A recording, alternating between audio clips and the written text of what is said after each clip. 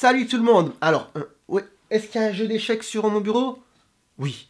Est-ce que je me fais un peu trop influencer par les séries? C'est pas le sujet. Aujourd'hui, je me suis dit qu'on allait se retrouver pour une nouvelle vidéo dans laquelle je vais vous raconter quelques anecdotes qui vont vous faire comprendre pourquoi, sur ces dernières années, j'ai un petit peu perdu mes cheveux.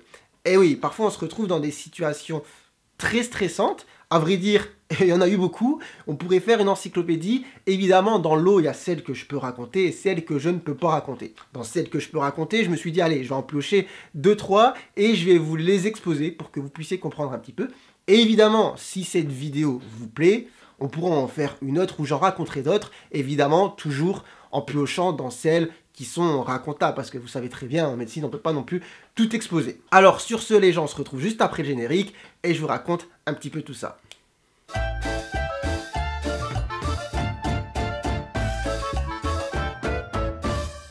Alors, première anecdote, je remonte assez loin, j'étais externe, je ne sais plus en quelle année exactement, et je me retrouve de garde aux urgences la nuit. Bon, comme vous le savez déjà, j'ai déjà répété dans pas mal de vidéos, quand vous êtes de garde, vous êtes à l'hôpital déjà depuis le matin. Et forcément, là, il était quoi? 1 heure, 2 heures, 3 heures, je ne sais plus exactement. Donc, il y a eu toute la journée, plus la soirée qui est passée. Bon, pas mal fatigué, le stress de toute la journée qui s'accumule. Et là, je me retrouve du coup face à un enfant d'environ 2-3 ans qui avait chuté et qui s'était blessé, je pense, au niveau du pied de la jambe et qui présentait une plaie qu'il fallait suturer. Alors, jusque-là, vous me direz, bah, rien d'exceptionnel, un enfant qui tombe, qui se blesse, qui va aux urgences pour être suturé, c'est quand même la base. Effectivement. Après, petite précision, vous le savez déjà, je pense et vous l'imaginez, que les petits à cet âge-là, 2-3 ans, ils ont vraiment peur, en tout cas ils aiment vraiment pas les médecins, donc souvent même les examens de base c'est quand même assez difficile, mais là en plus en pleine nuit à l'hôpital avec un médecin qu'on connaît pas, en ayant chuté juste avant, en ayant un peu du sang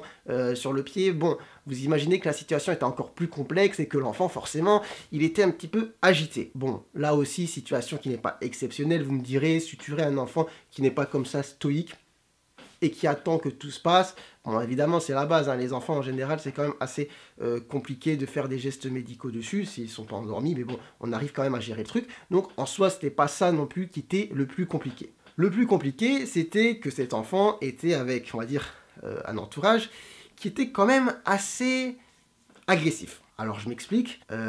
Bon, je vais faire simple. En gros, ceux qui étaient là m'ont fait comprendre que si je faisais mal à l'enfant, bah c'est moi qui aurais mal. Donc bon, je vous laisse imaginer le topo, vous êtes seul dans le box, vous n'avez pas trop d'expérience en tant que médecin, vous êtes juste un jeune étudiant, vous devez faire un geste quand même assez banal, mais voilà, qui est quand même assez complexe non plus, hein. Tout le monde n'est pas amené à faire des sutures chez des enfants de 3 ans.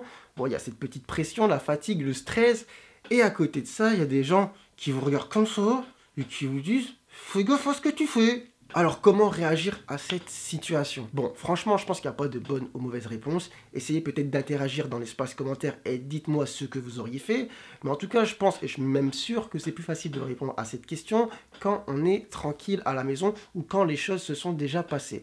Quand on est dans le feu d'action, c'est plus compliqué. Qui plus est, il faut remonter 5-6 ans en arrière et j'avais pas forcément l'expérience et la maturité que j'ai maintenant par rapport justement à ce genre de situation. Donc là, comme je vous l'ai dit, j'étais quand même assez jeune, on était en pleine nuit, il y avait la fatigue, le stress, et qui plus est, j'avais déjà entamé la démarche, c'est-à-dire que voilà, j'avais déjà mis mes gants, j'avais le fil, les aiguilles, et c'est à ce moment-là qu'on me dit « Fais gaffe, fais gaffe !» Alors bon, comment ça s'est passé? Qu'est-ce que j'ai fait? Bah écoutez, c'est très simple, j'ai beaucoup transpiré, j'étais en méga stress, je me suis dit, oh là là, purée, en plus le petit il crie, il bouge, les gens ils sont en train de me regarder, c'est chaud, mais voilà, les sutures c'était pas ma première, je sais faire, et qui plus est, c'était pas non plus au niveau de l'arcade, au niveau de la bouche, c'était vraiment sur une surface plane, je me suis dit, ouais, tu sais gérer, donc focus, concentration maximale, fais abstraction des gens autour. J'étais là en transpiration, mais focus, j'ai fait abstraction de tout ce qu'il y avait autour, et j'ai fait la suture normalement, ça s'est bien passé, ça a été assez vite, ça s'est terminé, et voilà, on jette le matériel, on jette les gants, et on dit c'est bon messieurs, et tout ça, je vais vous faire vos papiers de sortie. Voilà, peut-être que cette histoire vous fera réagir, peut-être que vous direz dans l'espace commentaire, t'aurais dû faire ça, mais je vous dis c'est quand même plus simple de faire ce genre de commentaires une fois que tout est passé et qu'on entend juste l'histoire. Sur place, moi, j'ai pensé, enfin, j'ai agi du mieux que je pensais, c'est-à-dire ne pas faire de vagues, m'occuper de l'enfant, le soigner, faire ça de manière propre, clean, en étant très concentré. Une fois que tout est terminé, ciao ciao tout le monde, sans voilà, entrer dans le conflit ou en créant des histoires, et surtout en étant focus sur l'enfant, hein, prioritairement. Juste, bah forcément, cette histoire me permet aussi de rebondir si elle fait écho à pas mal de monde, que malgré en tout cas l'inquiétude, l'attente qu'on peut rencontrer à l'hôpital ou dans des cabinets, voilà, clairement, bon, l'agressivité n'est pas une solution. J'avais fait une vidéo avec un ami à moi qui s'appelle Nicolas, qui s'était fait casser le nez par justement le père d'un enfant aux urgences pédiatriques. Je vous mets le lien ici de la vidéo. Voilà, parfois on se retrouve dans des situations quand même qui sont assez graves. Je sais que voilà, l'attente, l'inquiétude par rapport justement à la santé, la maladie, que ce soit la sienne ou les proches, ça peut créer voilà, des tensions, mais il faut savoir se canaliser et surtout pas avoir ce genre de comportements qui sont finalement inexcusables, même au vu du contexte. Bon, voilà une première situation déjà assez stressante qui, je pense, m'avait fait déjà perdre une petite touffe de cheveux dans ce secteur-là, à peu près. Bon, allez, on passe à une petite deuxième. Je me souviens, j'avais été en stage en chirurgie viscérale, donc c'est quand même de la grosse chirurgie, et j'étais aide opératoire du chirurgien. Donc aide opératoire, c'est quoi? Vous le savez peut-être pas, mais en général, quand on est au bloc sur une intervention, il y a le chirurgien, et puis il y a une personne en face qui l'assiste et qui l'aide dans l'instrumentation. Alors là, on était sur une intervention en célioscopie. Qu'est-ce que la célioscopie? Peut-être que vous avez déjà vu ça à la télé ou que vous connaissez. C'est quand on fait une opération au niveau du ventre et qu'on utilise des genres de caméras qui sont à l'intérieur et les outils pareils qui rentrent par des petits trous pour éviter justement d'ouvrir le ventre en deux. Et toute l'intervention, on regarde une télé pour voir ce qui se passe à l'intérieur, le chirurgien regarde la télé comme ça, manipule ses instruments, mais pour qu'il y ait quelque chose à la télé, il faut forcément qu'il y ait quelqu'un qui filme. Et dans cette situation, c'était moi. C'est-à-dire que moi, j'étais face au chirurgien et je tenais la caméra qui était à l'intérieur du ventre justement du patient et le chirurgien face à moi regardait la télé. Bon là, pareil, vous me direz, bon, bah, rien d'exceptionnel finalement. Sauf que là, le chirurgien avait placé la télé où? Derrière moi. Alors, lui, il l'avait placé là parce que forcément ça l'arrangeait, et c'est normal, il doit travailler dans de bonnes conditions, sauf que moi, ça m'arrangeait pas du tout. Alors, je vous mets en situation, du coup, moi, je suis là avec la caméra que je tiens dans ma main, qui est dans le ventre du patient, et je dois guider finalement en fonction de là où va le chirurgien avec ses instruments. Mais pour bien guider, il faut que je fasse quoi? Il faut que je regarde aussi la télé. Sauf que la télé, au lieu de la mettre par exemple, enfin vous voyez pas, mais c'est-à-dire à mi-chemin entre lui et moi au milieu, non, elle était vraiment dans mon angle mort. Du coup, moi je faisais du mieux que je pouvais pour guider, mais pour ce, il fallait que je sois comme ça. Sauf que quand vous êtes comme ça au blog et que vous avez la caméra dans la main, surtout si on part sur des interventions longues, c'est très très compliqué. Déjà, c'est très très inconfortable hein, d'être comme ça, mais qui plus est quand vous êtes comme ça, vous n'êtes pas précis dans vos gestes, vous faites ça, vous bougez, et du coup, c'était horrible. Là, vraiment, en plus, vous imaginez, au bloc, avec les tenues stériles, etc., les masques, j'étais en chaleur, mais comme pas possible, je dégoulinais, et puis, à chaque fois, forcément, je bougeais, et à chaque fois, je me faisais engueuler, je me faisais détruire. Du coup, j'allais pas dire, non, mais tu me saoules à la télé, t'as vu où tu l'as mise? Clairement, non. C'est pas comme ça que ça s'est passé. Alors, ça a duré un moment. Je faisais ce que je pouvais, vraiment, je me suis dit, mais franchement, je vais jamais m'en sortir. Comment cette situation s'est résolue? Est-ce que vous allez trouver? Je vous fais pas de suspense. Et écoutez, ce qui s'est passé, c'est qu'au bout d'un moment, le chirurgien n'arrivait pas à faire le geste qu'il devait faire, en tout cas à l'intérieur. Pas parce que je guidais mal la caméra, hein, parce que voilà, techniquement, c'était un petit peu complexe. Et il s'est dit, bon, cette fois, on va passer en laparo. C'est quoi la laparo? Laparotomie, c'est justement quand on ouvre, cette fois, le ventre, pour instrumenter directement à l'intérieur en voyant ce qui se passe. Bon, de ce fait, voilà, terminer la célioscopie, et là, j'instrumente en face à face, mais sur la période qui avait duré quoi quand même, une demi-heure, 3/4 d'heure, avant de passer justement en laparo, je me suis dit, mais ça va être horrible. Je me suis dit, comment je vais gérer ça, et surtout que vraiment, en tout cas, je me voyais pas dire au chirurgien, bon, la télé, je préfère qu'on la mette ici. Hein. Alors là, vous êtes face à un chirurgien qui a quoi? Qui a 30 ans d'expérience, vous êtes un petit étudiant qui ne sait même pas comment vous appeler, vous êtes là depuis 3 jours, c'est un petit peu compliqué. Pareil, comment auriez-vous réagi justement à cette situation?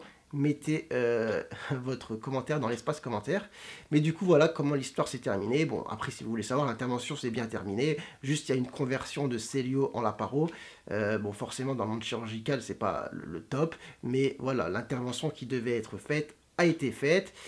Et ça s'est terminé sans encombre. Mais voilà, une fois de plus, une situation plutôt stressante qui m'a fait aussi bien transpirer et qui, je pense, cette fois m'avait fait perdre une petite touffe de cheveux dans ce secteur-là. Bon, on va enchaîner du coup sur une autre petite anecdote. Cette fois, celle-ci, elle sera quand même assez rapide à raconter. Donc, je me souviens en plus exactement c'était quand. J'étais en 4e année. Du coup, c'était mon 2e stage d'externe uniquement. Donc, vraiment, j'avais pas d'expérience. Hein. Et là, j'arrive très tôt dans le service, dans le stage où je suis. Parce que voilà, à chaque fois, j'arrive en avance. Donc, je vais dans le bureau des médecins, des internes. Je dépose mes petites affaires et je me dis, je vais attendre tranquillement. Sauf que là, d'un seul coup, j'entends un grand cri. J'entends quelqu'un qui court. J'entends quelqu'un qui ouvre la porte du bureau, donc c'était une infirmière, une aide-soignante, je ne sais plus, et qui me dit vite, faut que tu viennes. Alors là, je fais ok, bon, j'ai même pas eu le temps de réfléchir finalement, donc elle est partie directe, je l'ai suivie, et là, je me suis retrouvé dans la chambre d'un patient où en fait, il y avait tout le monde autour du dit patient justement qui était dans son lit, qui était en train de convulser. Donc pour ceux qui savent pas forcément ce que ça veut dire convulser, je pense que vous avez déjà vu à la télé ou dans des films, par exemple, quelqu'un qui fait une grosse crise d'épilepsie et qui tremble comme ça de tout son corps. Donc là, tout le monde était autour du patient me disant on fait quoi? Et là, dans ma tête, je me suis dit, mais pourquoi il me demande ça, moi? Moi, je savais pas quoi faire, mais on me pose la question à moi parce qu'à l'instant T, j'étais le seul représentant, on va dire, médecin du service, mais j'étais juste étudiant en 4e année, 2e stage. Il n'y avait pas encore les internes et les chefs qui étaient arrivés, puisqu'il était encore assez tôt. Et donc, j'ai commencé à paniquer. J'avais l'impression d'être dans Inception, j'avais l'impression d'être dans le rêve du rêve du rêve de quelqu'un d'autre. Voilà, l'impression que ce qui était en train de se passer n'était pas réel. Et en soi, vous me direz, peut-être que certains viendront et diront, mais gérer une crise convulsive, quand même, c'est assez simple. Certes, c'est quelque chose quand même de fréquent, et après, voilà, dans l'internat, etc., quand je suis devenu interne, c'est quelque chose que j'ai vu, que je sais gérer. Mais sauf que là, je vous ai dit, c'était juste mon 2e stage en tant que petit étudiant en médecine. Et clairement, je ne savais pas la gérer à ce moment-là. Donc là, alors que j'étais en train de me décomposer, heureusement que ça s'est résolu de manière spontanée assez rapidement. C'est-à-dire une crise, ça peut durer, mais dans le cas présent, ça n'a pas duré très longtemps. Le temps qu'on vienne me chercher, que j'arrive, bon, la crise s'était estompée. Voilà, donc les médecins, les internes sont arrivés juste après, ils ont pu gérer la situation. Mais voilà. Mais en tout cas, gros coup de stress, gros coup de chaleur, gros coup de transpiration et encore une petite touffe de cheveux qui disparaît, je pense, à ce niveau-là. Bon, là, je racontais quand même pas mal de petites anecdotes que j'avais vécues pendant l'externat, mais forcément, pendant l'internat aussi, il y a eu des situations très stressantes. Je me souviens par exemple d'un samedi matin où j'étais aux urgences pédiatriques, et ce qu'il faut savoir, c'est que là, au cas où j'étais, bah, le samedi matin, aux urgences pédiatriques, donc il y avait un interne seulement aux urgences, et les chefs, eux, tournaient justement dans les étages et faisaient la visite. Mais du coup, voilà, je n'étais pas doublé aux urgences, il n'y avait pas un autre interne avec moi, et du coup, bah, je voyais les patients un par un. Mais arrive un certain moment quand même dans la matinée où commence à y avoir du monde, ça commence à se remplir, chaque box commence à être remplie, donc je me dis, ça commence à être tendu, vivement justement au midi que tu vois les chefs descendent, et puis que aussi les internes de garde arrivent. Sauf que là, au moment où ça commence un petit peu justement à être le rush, pareil, ça commence toujours comme ça, j'ai l'impression, les situations stressantes à l'hôpital, j'entends un genre de cri, ou en tout cas un ton de voix qui est différent de celui d'habitude.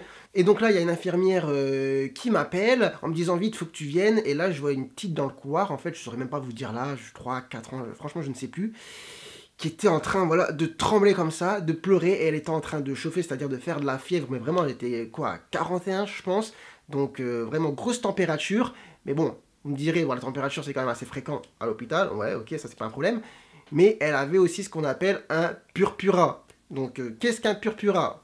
Petit moment, on va dire, vulgarisation médicale, donc c'est une genre de tache rouge qu'on a sur le corps, mais qui disparaît pas à la vitropression, en gros, qui disparaît pas quand vous appuyez dessus. En général, je sais pas, vous sortez, vous rentrez, vous avez les mains un peu rouges, vous appuyez, ça fait un truc blanc, et après ça redevient rouge, d'accord? Bon, un purpura, c'est une tache rouge, vous appuyez dessus, il n'y a rien qui s'efface, et en général, purpura plus fièvre, c'est grave, c'est méga grave. Souvent, il faut penser à ce qu'on appelle la méningoxémie, donc une infection bactérienne.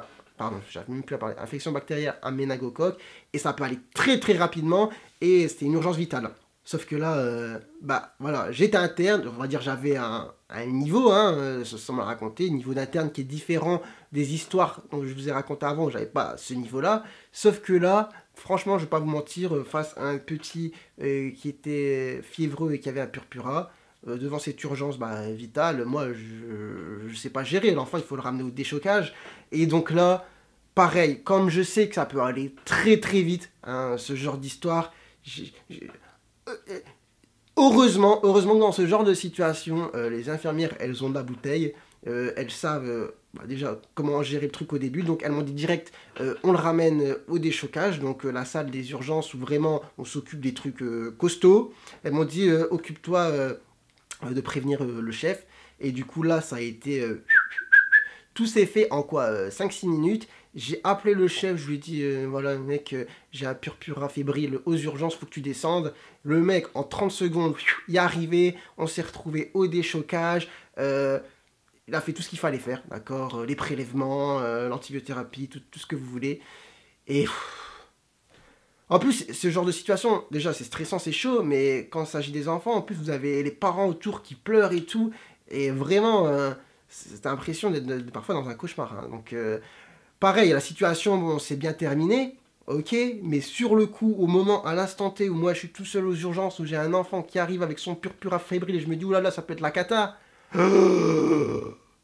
Donc voilà, pareil, situation assez stressante où j'ai perdu une autre touffe de cheveux, cette fois à l'arrière ici. Je vais pas vous la montrer, mais bon, voilà, c'est assez stressant. Donc franchement, des histoires comme ça, je peux en raconter à l'appel.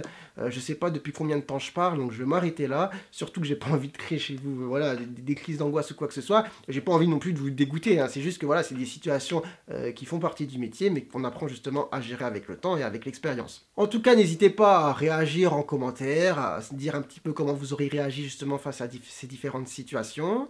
Et puis dites aussi si ça vous a plu. N'hésitez pas à liker, commenter, partager.